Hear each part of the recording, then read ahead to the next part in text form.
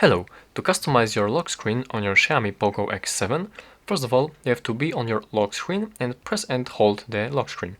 Now you have to unlock your phone, and right now you're able to do some changes. So let's press customize. Now we have to wait a little bit.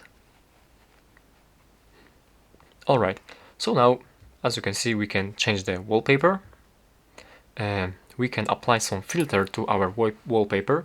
They look kind of similar, but basically you can apply these effects. Here's also the matte effect that you can apply to the wallpaper.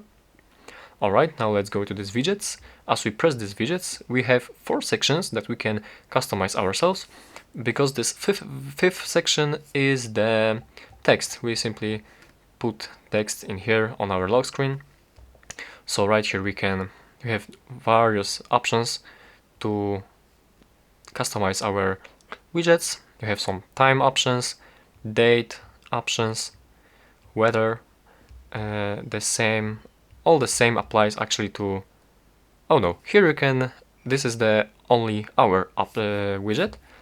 Here you can apply pretty much anything, and right here it's also kind of different because there's a different type of widget. Actually, it's pretty small.